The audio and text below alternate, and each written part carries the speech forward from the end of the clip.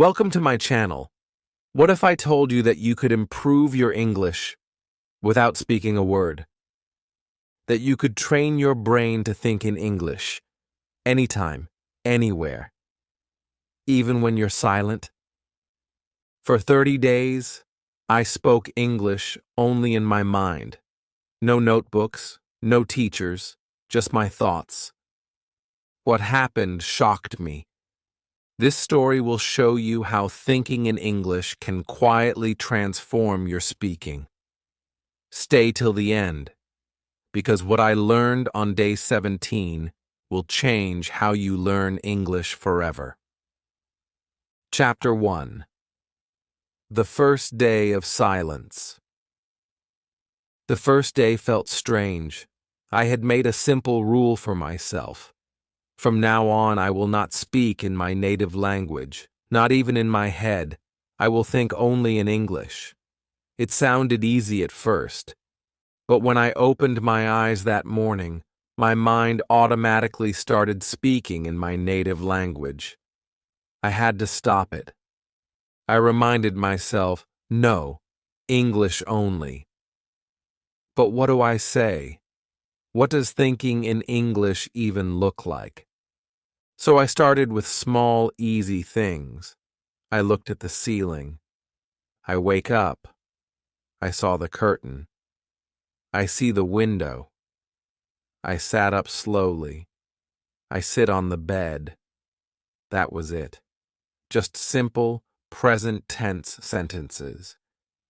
I wasn't speaking, just thinking, in silence. My own thoughts were becoming English sentences. It felt slow but also exciting, like I had entered a new world, a quiet world where English lived in my head. I walked to the bathroom. I open the door. I brush my teeth. I look in the mirror. I wasn't using any grammar rules. I wasn't worried about mistakes. I was just naming what I saw and what I did. And for the first time, I was seeing English not as a subject, but as a way of life. It was around me. It was inside me. But soon, I hit a wall. I wanted to say something like, I feel fresh, but I didn't know how. I paused.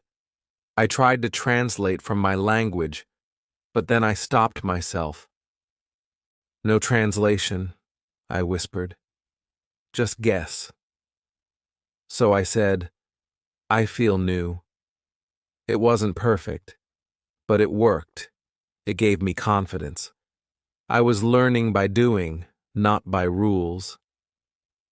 As the day went on, I kept going. Every action was a sentence. I drink water. I walk slowly. I wear my shoes. It was boring sometimes, repetitive. I forgot words. I repeated the same sentence again and again, but I didn't stop, because deep inside, I felt something changing, something waking up. In the afternoon, I went for a walk. I looked at trees. The trees are green. I saw children playing. They are running. I passed a bakery. I smell bread.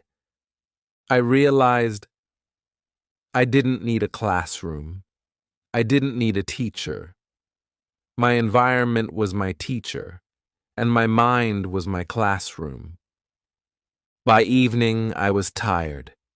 Thinking in English all day was hard.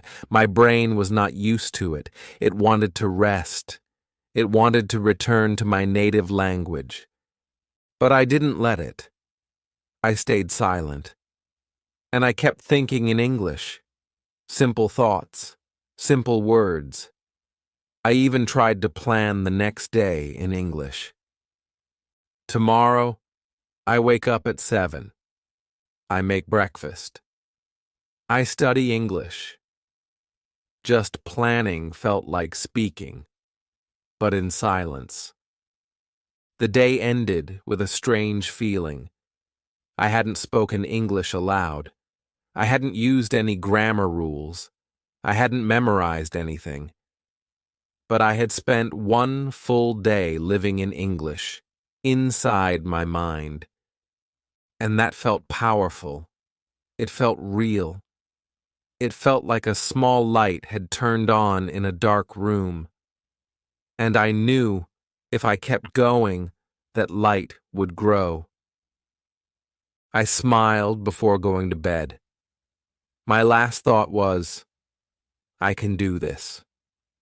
And that was the most beautiful sentence of the day, because it came not from a book, but from inside me. That night, for the first time, I dreamed in English. Chapter 2. My brain starts to fight. Day 2 began with a strange kind of headache. Not the kind that comes from noise or stress, but the kind that comes from using your brain in a new way. I woke up and forgot to think in English. My mind naturally started in my native language again. It felt comfortable, easy, automatic. But I remembered my goal. I whispered in my mind, no. English only. Still, it was harder than yesterday. My brain didn't want to do it. It felt slow, heavy, even lazy. It was like dragging a heavy bag up a hill. I said, I get up. Then my mind replied in my native language. No one is watching. Just relax. I fought that voice. No, I said again, silently. This is important. I went to the kitchen. I make tea. I boil water. I open the fridge. The sentences were simple, just like yesterday, but now they felt heavier. My brain didn't want to build them. It wanted to go back to comfort, my mother tongue. That's when I realized something important. When you push your mind to grow, it fights back. That resistance means change is happening. I sat at the table. My tea was hot. I watched the steam. I tried to describe it in English. The steam is white. It goes up. It disappears. It was a small exercise, but it helped me focus. It reminded me, I don't need big, fancy words.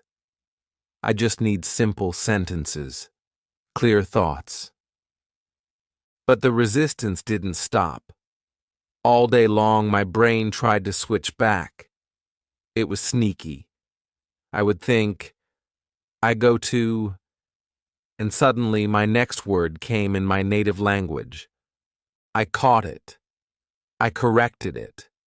Again and again. And every time I fixed it, I felt stronger, like I was training a muscle.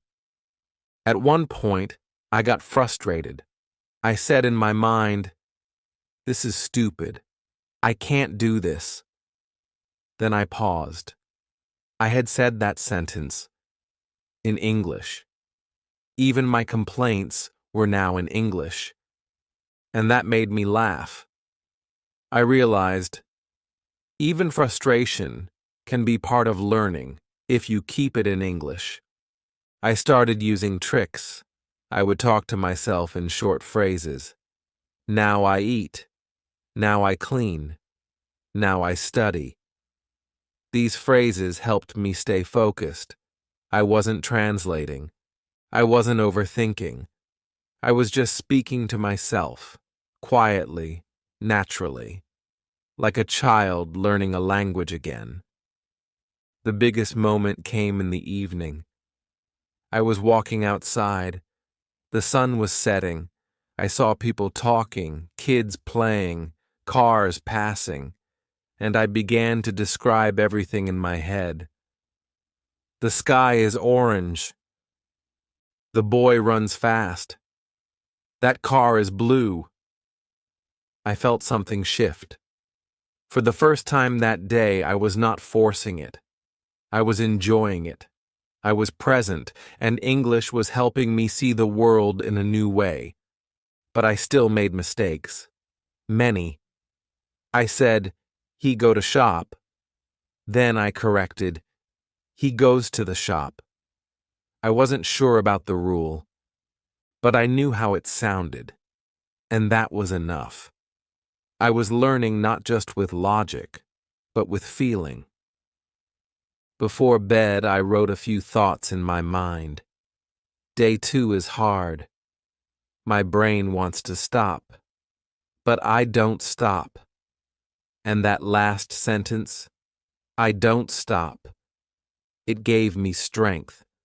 Because it wasn't just a sentence, it was a promise to myself, a promise that this path, even if slow, would lead to fluency. And that's when I understood something clearly. Fluency does not begin with speaking fast. Fluency begins with thinking slow, thinking right, and thinking every day, even when your brain fights back. Chapter 3. The Mirror Talk Secret. Something new happened on day 4. I didn't plan it. It was early morning. The sun was just beginning to rise. I walked into the bathroom and saw myself in the mirror. My eyes looked tired. My hair was messy. But instead of thinking something in my native language, I looked at myself and whispered, "You look sleepy." Then I paused. It surprised me. It felt real, like I was talking to someone, but there was no one else. It was just me. I stood there longer than usual, and I said another sentence. "How are you today?" And then I answered, "I'm okay." I slept late. The words were soft, quiet, not loud, but something had changed. For the first time, English wasn't just in my mind, it was coming out of my mouth, softly, slowly, but surely. I was speaking to myself in English, and it felt amazing. It was a strange kind of conversation, but it felt important. I was looking into my own eyes. I was not afraid of mistakes. I was not shy. I was not trying to impress anyone. It was just me and the mirror. And in that moment, the mirror became my first teacher.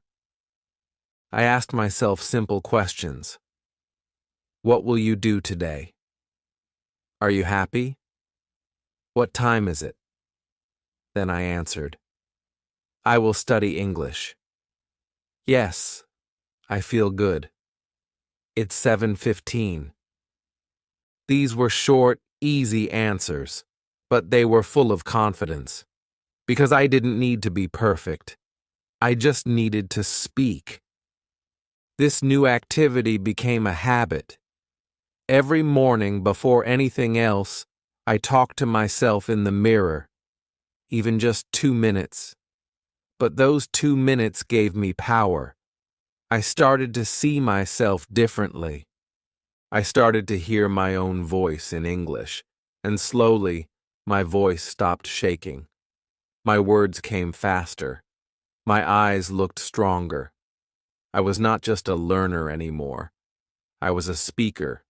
Sometimes I made mistakes.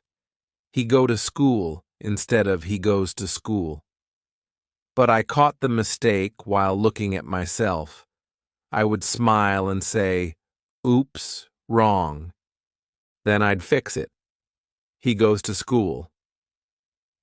This feedback loop, this cycle of mistake and correction, became my best lesson. And the mirror was my classroom. I also noticed something else. When I looked into the mirror and spoke English, I felt emotions.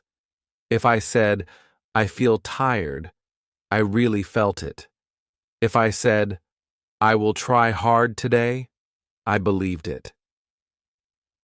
The mirror talk wasn't just language practice. It was connection with my emotions, my goals, and my self-belief. One evening, I even practiced a future conversation. I looked in the mirror and said, "Hello, my name is..." Then I imagined someone asking me, "Where are you from?" And I answered. I practiced smiling while speaking. I practiced body language.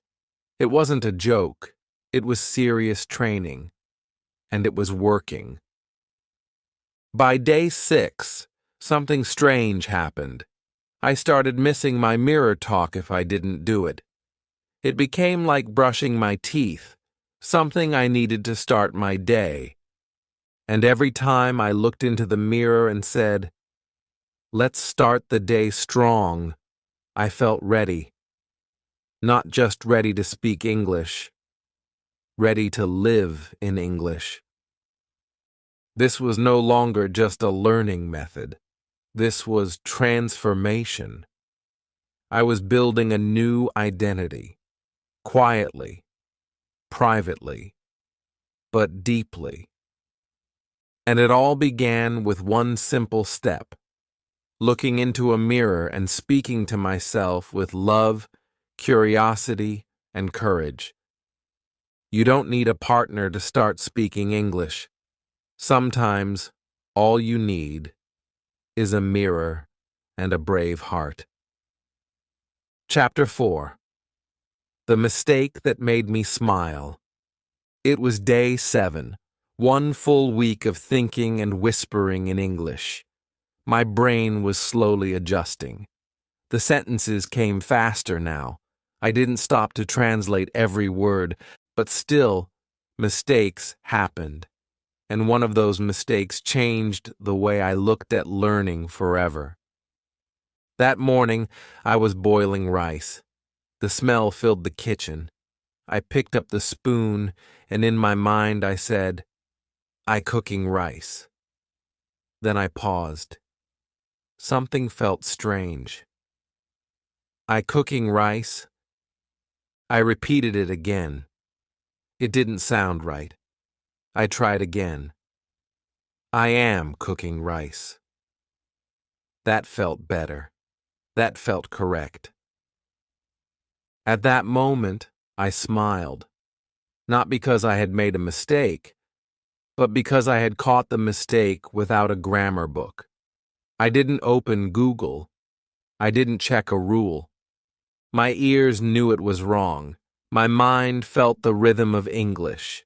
That was the moment I realized I was learning like a child, by feeling, not by forcing. This kind of learning is slow at first, but it's strong. When you correct yourself from the inside, you never forget. And more than that, you grow confident, because you're not depending on anyone else. You are becoming your own guide. I started to welcome these small mistakes. They became my friends. When I said, "He go to office," and later realized it should be, "He goes to the office," I didn't feel angry or embarrassed. I felt excited. I was learning through living. Every wrong sentence was a lesson. Every correction was a celebration. Sometimes I made the same mistake again the next day, and that's okay too. That's how real learning happens. You fall, you rise, you repeat, and then you remember. Slowly, the wrong becomes right. The weak becomes strong. In the evening, I sat quietly and reviewed my day. In my mind, I whispered, "Today I make 3 mistakes." I said, "He go." I said, "She like tea." I said, "I cooking." But I fixed them. I learned from them. That quiet reflection was powerful. It helped me see my progress. It helped me see that mistakes are not enemies. They are signs of effort. There was another moment that made me laugh. I was in the kitchen again. I wanted to say, I cut the vegetables, but instead I said, I cut the animals. I caught it immediately. No, not animals. I laughed so hard. That mistake was silly, but I will never forget the word vegetables now. Why? Because the mistake gave me a memory. This is the truth. When you're not afraid of mistakes, you grow faster. Most learners stop speaking because they are scared of being wrong. But I was learning in silence. No one was judging me. I had nothing to fear. So I made mistakes freely, and every time, I came out better. By the end of day 7, I felt proud. Not because I was fluent, not because I was perfect, but because I was learning like a human, with emotion, with laughter, with experience. My English wasn't just grammar and vocabulary. It was becoming real. It had personality. It had heart. So I gave myself a new rule. Every time I make a mistake in English, I must smile, because it means I am trying, and trying means I am on the path. A mistake is not the end. It is just a sign that learning is happening. A very good sign. That night, before sleeping, I whispered to myself, I am not perfect, but I am improving. And that sentence, said softly in the dark, made me feel stronger than ever. Chapter 5. My first silent conversation. It was day 10. I had already spent more than a week thinking in English. I had described my actions. I had talked to myself in the mirror. I had caught and corrected my own mistakes. But I had never done something that felt like real communication. That changed today. I was sitting quietly in my room. The fan was turning slowly above me. I wasn't holding a book. I wasn't writing anything. I was just sitting. Then a thought came. What if I imagine a conversation? What if I create two people in my head and they talk to each other in English? So I tried. I imagined I was in a store. A woman behind the counter smiled at me. In my mind, she said, "Hello, can I help you?" I replied in my head, "Yes, I'm looking for a jacket." She asked, "What size do you need?"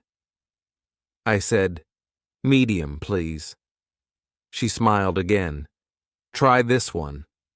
I said, "Thank you." I stopped. My eyes were wide. I had just spoken 4 lines, a full conversation, all in my head, all in English, and it felt real.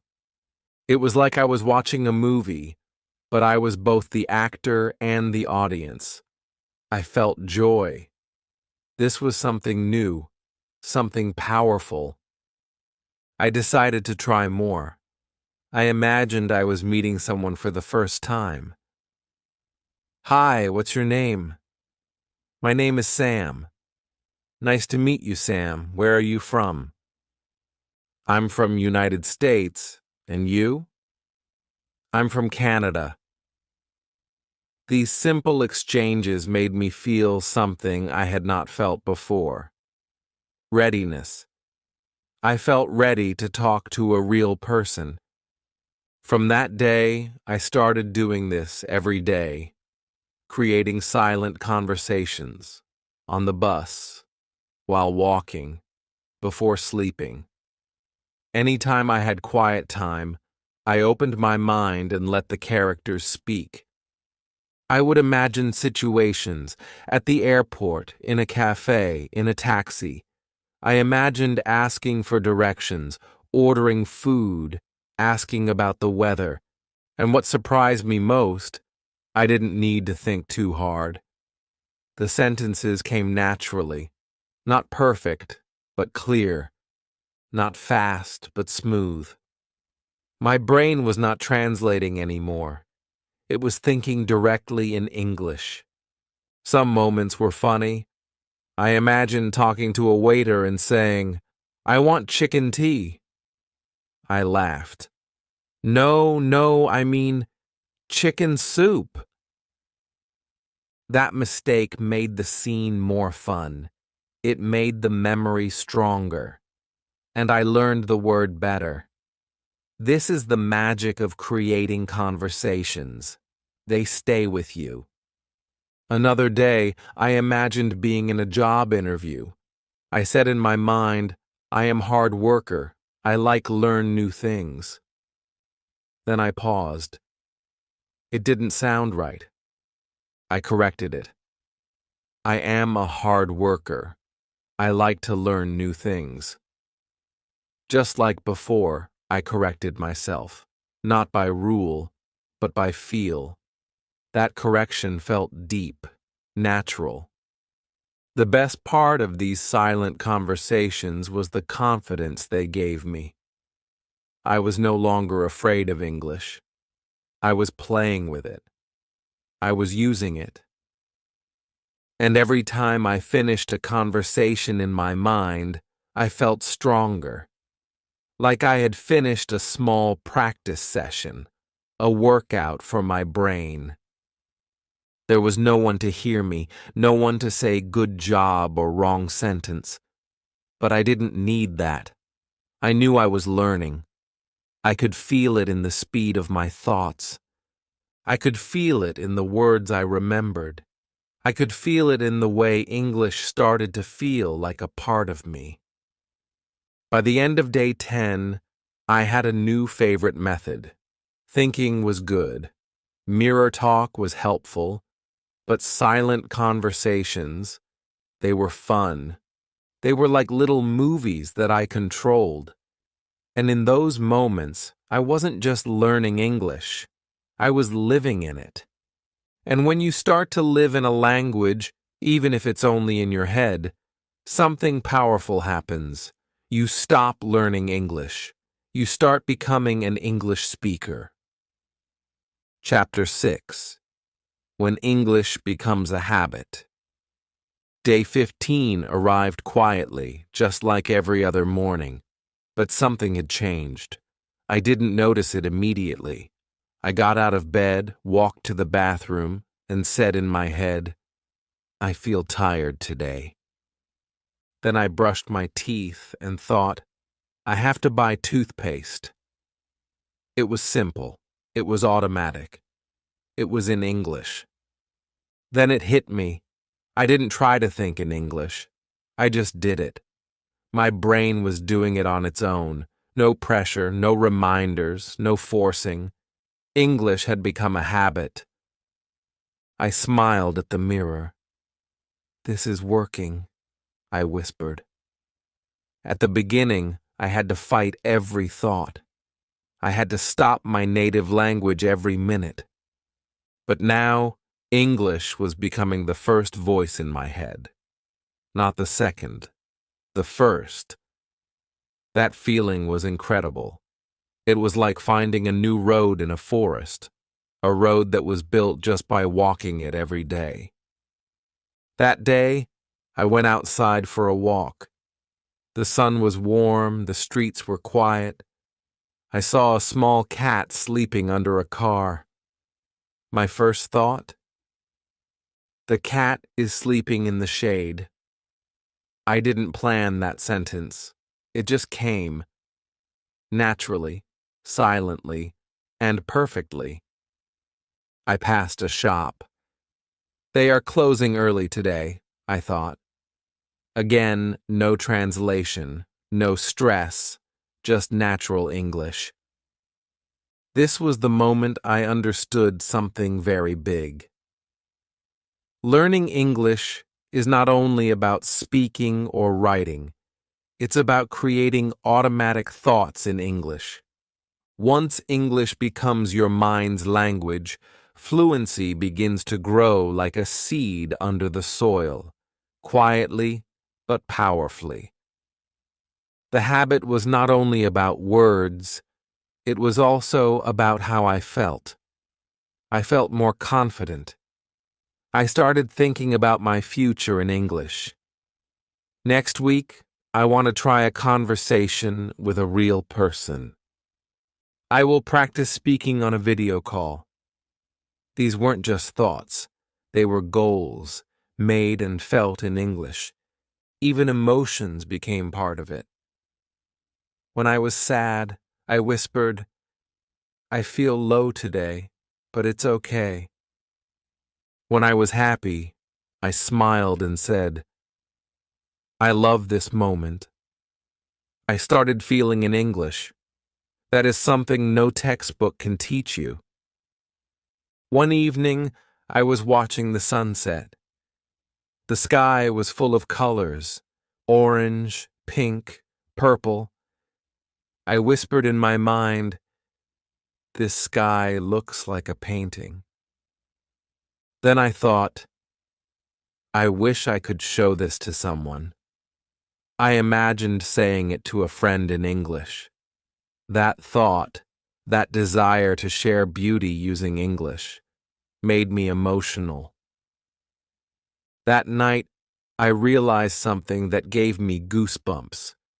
English was no longer just a skill I was trying to learn. It was becoming a part of my personality. I wasn't just practicing sentences. I was thinking dreams, emotions, and memories in another language. And that's what a true habit feels like. You don't even know you're doing it until you stop and realize, I've been doing this all day. Of course, I still made small mistakes. Sometimes I said, "he don't," instead of, "he doesn't." But I caught it quickly. My brain now had a little English ear inside. It could hear what sounded right and what didn't. It was like learning music. You feel the rhythm. By day 15, I was no longer fighting English. I was walking with it. It wasn't heavy anymore. It was light, natural, and joyful. And that's the key. When learning becomes a lifestyle, not a lesson. When you stop practicing English and start living it. Chapter 7. The Fear of Speaking Out Loud. By day 20, I had been thinking, whispering, and imagining English every single day. In my mind, I was fluent. I could describe my actions. I could talk to myself. I could imagine conversations in cafes, stores, and airports. I felt proud. But one thing was still missing. I hadn't spoken to a real person, not even once. The idea scared me. What if I forgot words?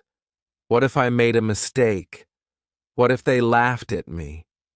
My mind was fluent, but my mouth felt frozen. It's a strange thing. You feel ready in your thoughts, but when it's time to open your mouth, fear takes over. That fear is heavy and real. That day, I decided I had to break the silence, even if just a few words, even if just to a friend. So I made a plan. I would speak one short sentence to someone. Nothing big, just something simple. Later that evening, I met a friend outside my house. She smiled and said, "Hi." I smiled back. My heart started racing. I could hear my pulse in my ears. And then softly, I said, "I'm learning to speak English. I think in English now." The sentence came out slow, not smooth, but it came out. She paused. Then she smiled and said, "Wow, that's amazing. You never told me that before." I couldn't believe it. She didn't laugh. She didn't correct me. She was impressed. And that reaction, that tiny, kind reaction, gave me something powerful. Courage. We didn't talk more in English that day, but I walked home with a full heart. I had done it. I had crossed the line between silence and speech, and the world didn't fall apart. In fact, it opened up a little. The next day, I tried again. A different friend. I said, I practice English every day, in my head. She looked surprised. Really? That's cool. Just 2 sentences, but those 2 lines felt like 2 doors opening. Something had changed. I had been training in silence, and now I was testing the water. I was stepping into the world with small, brave steps. That whole week, I kept doing the same thing. 1 or 2 sentences per day. Nothing long, but real, spoken, heard. Each time I spoke, I felt nervous. My mouth moved slowly, my voice felt small, but my thoughts were strong, clear, confident, because I had built a foundation in my mind, and now that foundation was holding me up. It reminded me of something a great teacher once said, "Speak when you're not ready." That's how you become ready. There was one moment I'll never forget. I was buying something at a small shop. The man gave me the wrong change. I wanted to say something, but I hesitated. Then I thought, no, use your English. I said, "Excuse me, I think this is not correct." My voice shook a little, but he looked, counted again, and said, "Oh, sorry." He corrected it. I walked away feeling like I had won a medal, not because of the money, but because I had used my English in real life. That's the power of pushing past fear. Fear says, wait until you're perfect, but courage says, go now, try anyway. And that's when the real learning begins. By day 20, I had learned something important. Silence is useful, but speech is the goal. Thinking trains your brain, but speaking trains your courage. You don't have to say a lot, you just have to start. 1 sentence, 1 moment, 1 small win, and those wins add up. Every brave sentence becomes a brick in the house of your fluency. Chapter 8. The Real Conversation. Day 26. I didn't know this would be the day. I didn't plan it. I was just walking home after running a small errand, feeling relaxed, enjoying the breeze. My mind was calm. As always, I was thinking in English. I should cook dinner soon. Tomorrow I need to wash clothes. Just simple, routine thoughts. And then it happened. A woman standing near the street looked confused. She was holding a water bottle, looking around. Then she looked at me and asked, "Excuse me, where can I buy more water?" My heart jumped. For a second, my brain froze, but only for a second. I smiled and said, "Go straight, then turn left. There's a small shop." She looked relieved. "Thank you," she said, and I replied, "You're welcome."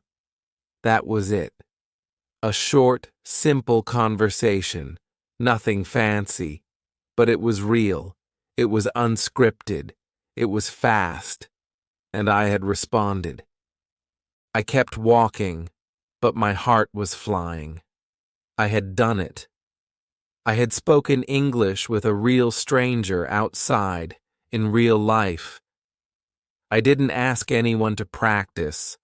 I didn't plan a topic. I didn't check my grammar before speaking. It just happened. And that's when I knew.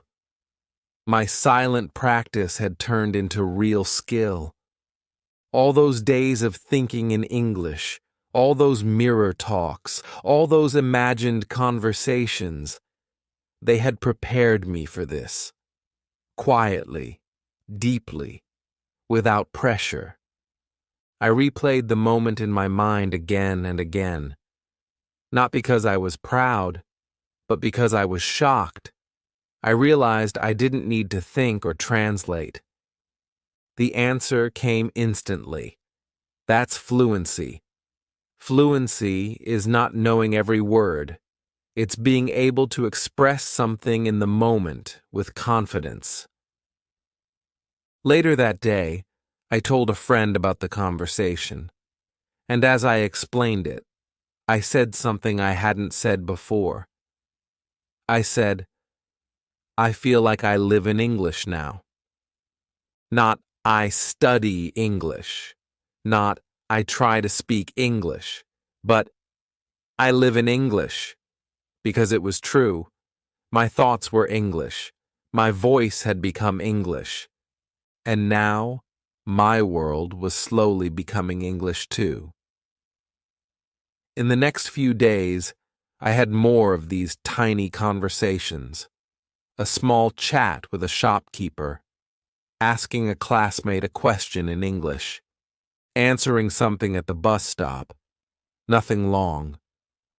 But every time I spoke, it became easier. My voice became stronger. My words came faster. And even when I made mistakes, I didn't feel embarrassed. Because now I knew the secret. People don't care about perfect English.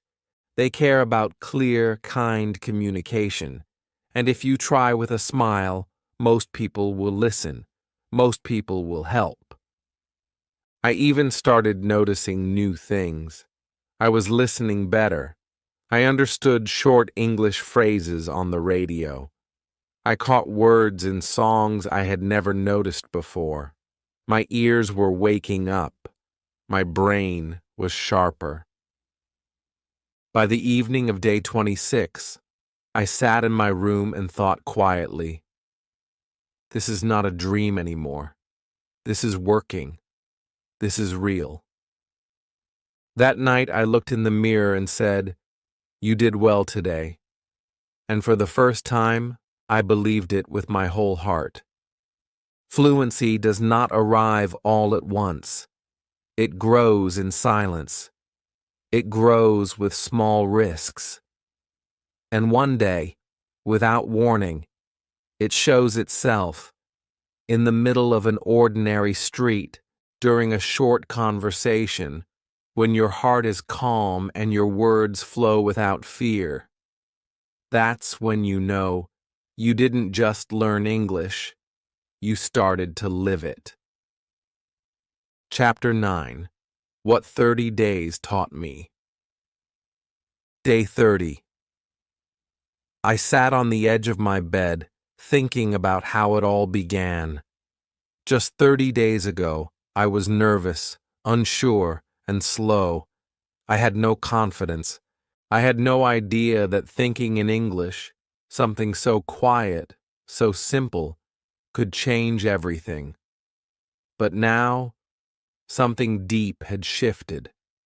I was no longer trying to study English. I was living in English. This journey was not about memorizing difficult words. It was not about speaking fast. It was about small daily steps, whispered thoughts, silent sentences, mirror talks, imaginary conversations, real emotions. Every part mattered. Every moment built something. On day 1, I struggled to say, I wake up. On day 30, I was dreaming in English. That's the power of small effort, repeated daily. I understood now. Fluency is not magic. It's not talent. It's not about speaking without mistakes. Fluency is a habit of thought. It's what you say in your mind when no one is watching. It's the voice inside you that begins to speak English before your mouth even moves. This voice, I had trained it. There were many moments I wanted to stop, when I forgot words, when I felt slow, when my brain got tired. But I didn't stop. I gave myself permission to be bad at first, and that's what helped me grow. What surprised me the most? I didn't need grammar books. I didn't need perfect plans. I just needed time, attention, repetition, and trust. I learned that my brain is a smart machine. When I feed it English thoughts, it begins to organize them. It starts to recognize patterns. It begins to make sense of the language from the inside out. And the best part? I did it all by myself. No teacher corrected me. No exam tested me. No classroom was needed. My mind was my classroom. My life was the lesson. My voice, even when silent, was the teacher. I remembered one moment from day 17, the most powerful moment of the journey. I was sitting outside. A cool breeze touched my face. And without thinking, I whispered, "This moment feels beautiful." That sentence wasn't planned. It was felt. And that's when I realized I was not translating anymore. I was not reaching for words. I was expressing, truly, naturally. That moment gave me the push I needed to go deeper. And since that day, everything changed. Now, I see English everywhere. On signs, in movies, in people's voices. I hear English inside my head even when I'm doing normal things. I talk to myself in the morning. I plan my day in English. I dream. I reflect. I live through English. Of course, I still have a long way to go. I still make mistakes. I still forget words. But now I don't panic. I don't give up. Because I've learned the most important lesson. Fluency grows from silence. And if you feed it every day, it becomes strong. So if you're just starting, don't wait for the perfect time. Don't wait to speak perfectly. Just begin with one sentence. In your mind, today, right now. Because what starts in silence, one day becomes a voice. If this story helped you, if it gave you a new way to learn English, please like this video and subscribe to this channel. Leave a comment and tell me, have you ever tried thinking in English? What was your experience like? Let's grow together. Let's support each other. And always remember, your fluency starts not with loud words, but with quiet thoughts. This is your journey, and it begins in your mind.